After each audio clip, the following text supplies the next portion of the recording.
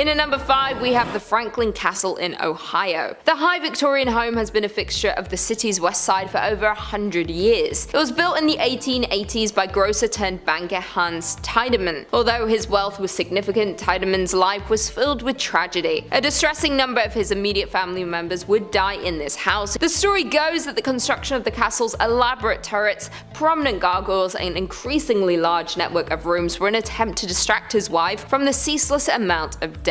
That is, until she too suddenly passed away. After Tiedemann sold the property, it spent several decades as a German cultural center. The tales of hauntings picked up in the 1960s, as reports of surging electricity, the sound of babies crying, and a mysterious woman in black gained steam. Human bones were found in a closet in 1975. It was never confirmed who the remains belonged to, but with the number of deaths within the home, it is believed to be one of the Tiedemann's family. As the years have gone by, tales of Franklin Castle have grown, and now include an axe murder, a mass shooting of in the basement, and the alleged hanging death of Tiedemann's illegitimate daughter. Many stories focus on heinous acts that supposedly took place in tunnels below the house. After a fire, the home laid abandoned for several years before the current owners purchased the place in 2011. In at number 4, we have the Sallie House in Kansas. If you're into ghost hunting shows, you probably already know this famous haunted house. The unassuming home in Kansas is rumored to be the dark lair for a demon who takes on the form of a little girl because of a family's bizarre experiences there. Built in the mid-1800s in the growing community of Atchison, 2nd Street has seen its fair share of owners through the years, including the family of a 6-year-old girl named Sally, who died in the home during a botched appendicitis surgery. It wasn't until the mid-1990s when Sally's story first gained both local and national attention, when then owners Tony and Deborah Pickman lived in the home and began noticing strange occurrences, including attacks on Tony, unexplained voices, and apparent burnt finger marks upon mysteriously burning candles. Sally isn't some harmless ghost. Theories around her malevolent presence in the house, as well as some evidence of satanic rituals in the basement, suggest that Sally is in fact a demon disguised as a young girl. It is believed that the family was desperate in their grief and decided to perform the ritual in an attempt to bring back their daughter. Instead, they invited a demon into the home and offered them her body as a vessel. Since then, the demon has terrorized the home. Paranormal investigators have confirmed the house is haunted, but none have so far been able to cast out the demon. The Sallie House is open to the public if this sounds like the holiday location for you. In at number 3, we have Bell Witch Farm in Tennessee. In the early 1800s, John Bell bought a tract of farmland along Tennessee's Red River. Bell and his family thrived on the farm until they started to see strange-looking animals around the property, most notably a dog with a rabbit's head. From that point on, the family was beset upon by unseen forces, largely targeted at Bell and his daughter Betsy. They experienced physical attacks, heard unexplained noises, and even spoke with the entity. What was the Bell Witch? Like most supernatural stories, certain details vary from version to version, but the prevailing account is that the Bell Witch claimed to be the spirit of Kate Batts, a mean old neighbor of John Bell who believed she was cheated by him in a land purchase. On her deathbed, she swore that she would haunt John Bell and his descendants. The human interactions with the spirits date all the way back to 1817. Former President Andrew Jackson was quoted as saying, "I had rather face the entire British army than to spend another night with the Bell Witch," after he and some of his troops spent a night at the Bell's farm. Over time, so many people traveled great distances to visit the Bell's home that it had to eventually be torn down for safety purposes in the latter part of the 1800s. The historic Bell Witch Cave has preserved some of the artifacts from the original cabin, such as a chimney stone and an iron kettle. You can see these articles along with some other artifacts, news articles and photos from the time John Bell and his family resided on the farm when touring the reconstructed Bell cabin. If you're interested in paranormal activity, or if you're a history buff, then the Bell Witch Cave and farm will definitely not disappoint. In at number 2, we have Villisca Axe Murder House in Villisca. The small Iowa town of Villisca doesn't have much to offer tourists except for a night of terror at the Villisca Axe Murder House. Back in 1912, the whitewood framed house was the site of a horrifying crime that left an entire family dead by axe. Shortly after midnight on June 10, 1912, a stranger hefting an axe lifted the latch on the back door of a 2-story timber house in the little Iowa town of Villisca. The door was not locked. Crime was not something you worried about in a modestly prosperous Midwest settlement of no more than 2,000 people. The visitor was able to to slip inside silently and close the door behind him. Still carrying the axe, the stranger walked past one room in which two girls lay sleeping and slipped up the narrow wooden stairs that led to two other bedrooms. He ignored one in which four more children were sleeping. He crept into the room in which 43-year-old Joe Moore lay next to his wife Sarah, raising the axe high above his head so high it gouged the ceiling. The man brought the flat of the blade down onto Joe.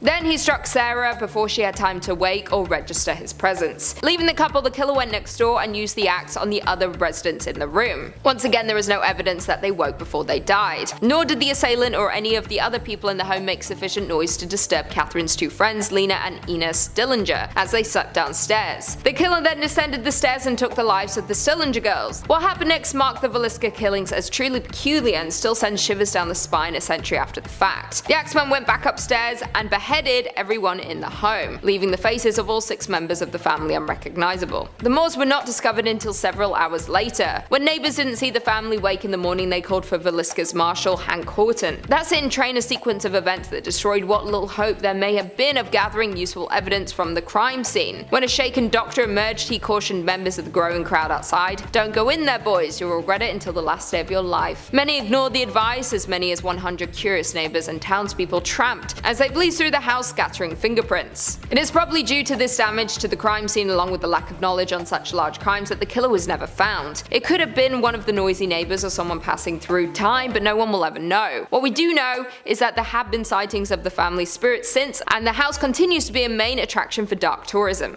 And finally, in at number 1, we have House of Danger in New York. New York's Greenwich Village has some of the most desirable real estate in the world, except for this house on West 10th Street, known as the House of Danger. The townhouse is said to be haunted by the ghosts of 22 people who lived or died within its walls, including the tragic story of a girl who was killed by her adopted father. Being New York City, however, the house has a celebrity pedigree too. Said that author Mark Twain stayed in the house back in 1900 and returned for the occasional visit. The house seems to have started earning its reputation gradually after the Borden family stopped living there. The first recorded incident of bad luck happened in 1897. Cycling celebrity Fred Andrew, the new owner and occupier of 14 West 10th Street, had a moment of bad luck. During his residency, as described in the New York Times, of August 9, 1897, Andrew had a moment of reckless bicycle riding that caused him to hit a person. The person suffered a broken leg and Andrew was subsequently arrested. Jan Bryant Bartle and her daughter took up residency of a spacious apartment on the top floor in 1957. Bartle reported almost immediately that a monstrous moving shadow would often follow her around the home. One time she writes that she had seen a ghostly figure of a man standing in a hall. Bravely, she reached out and tried to touch whatever she was seeing. She felt something, but nothing like she had felt before. She described it as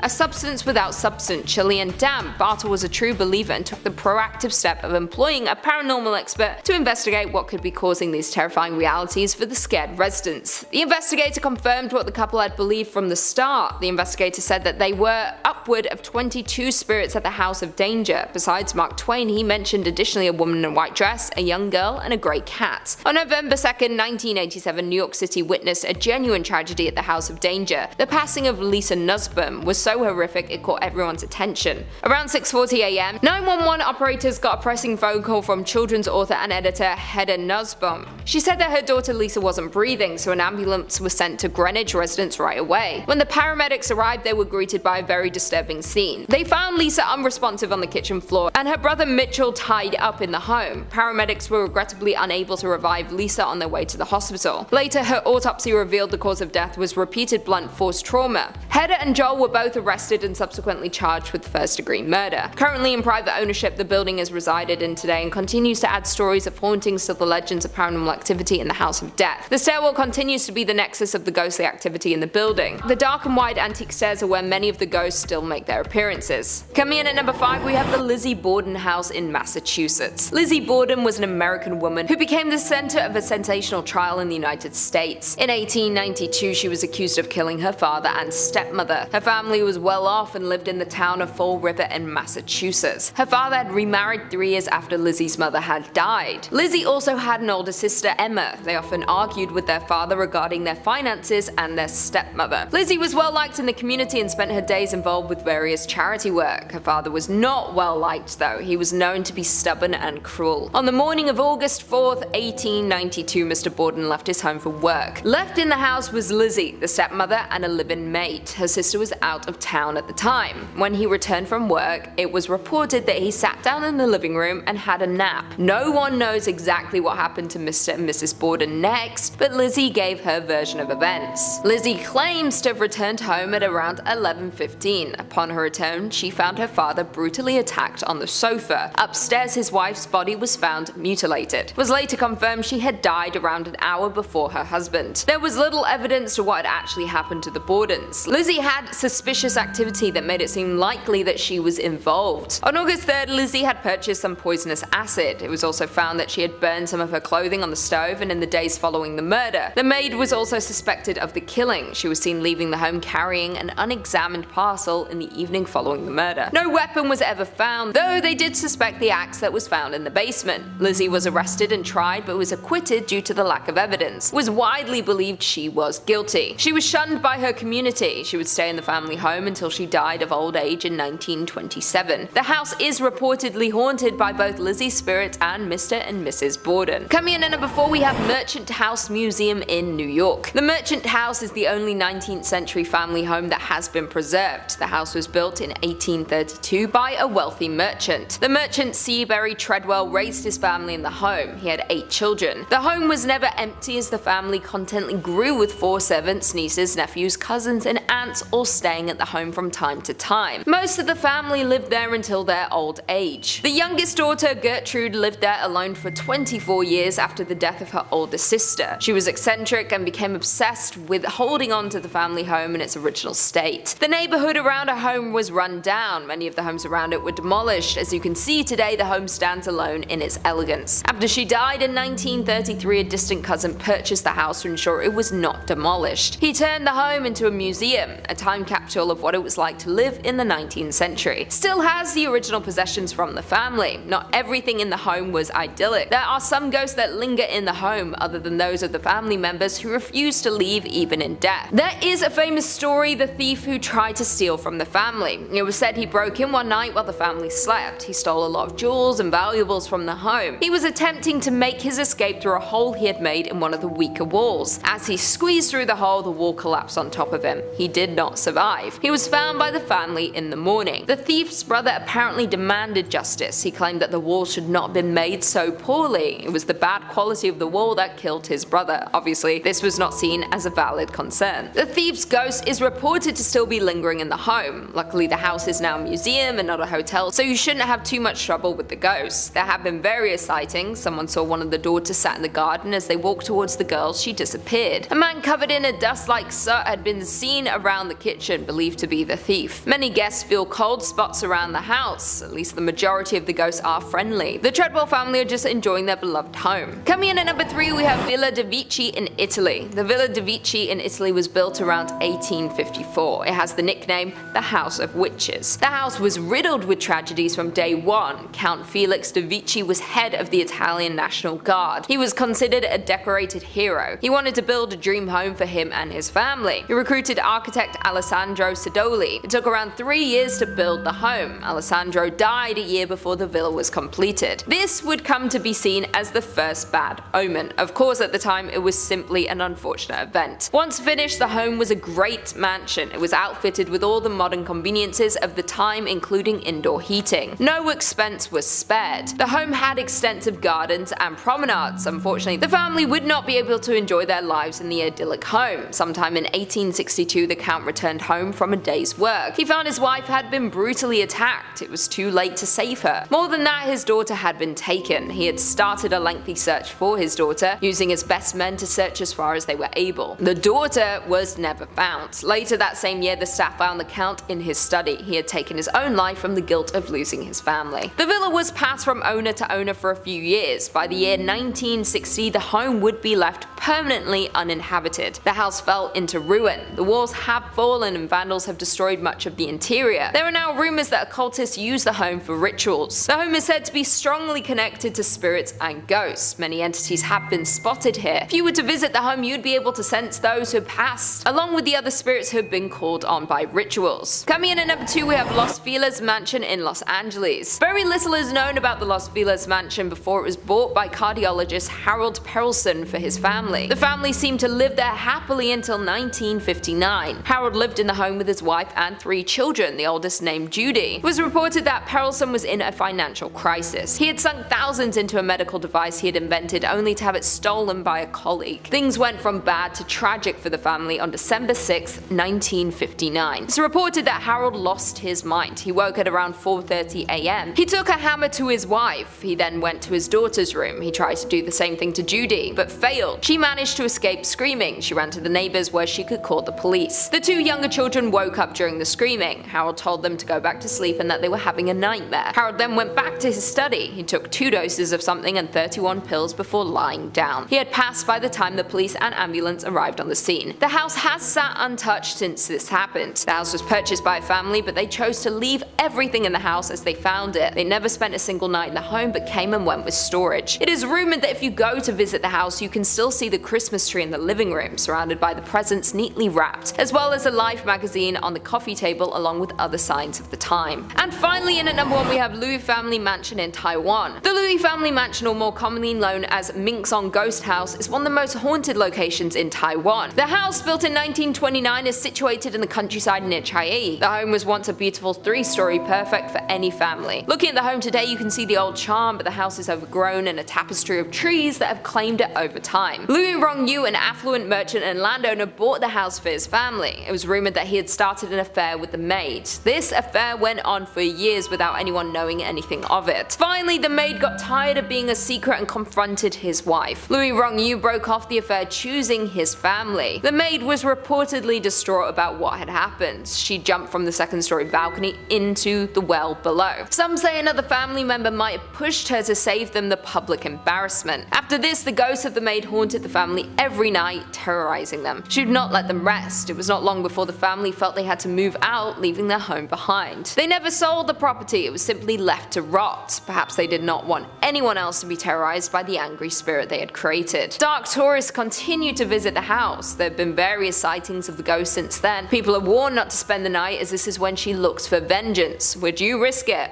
I certainly wouldn't. In at number 5 we have Mudhouse Mansion. The Mudhouse Mansion is believed to have been built sometime between 1840 and 1850. There is a lot of mystery around the home and the different tales of what has happened here. In 1892 a man bought the home for him, his wife and their 3 children. Once they moved into the home, the neighbors did not see them. They wanted to wait for them to settle in before going to introduce themselves. After a few weeks passed and they still didn't see the family, one neighbor went in to investigate the home. She saw a woman dressed in white at the 2nd floor window. She did not move, she just stared at her. She went back the next day to see if there had been any change. She saw the woman again in the same place. She repeatedly checked in on the home, but on the 10th day she called the police as the figure did not move in any of the time that had passed. The police broke down the door to investigate. They found each family member dressed in white hanging from the staircase. The figure that she had seen all of those times was the wife hanging in front of the window. They had been hanging there for several weeks. There is folklore that the house is the original location of the witch,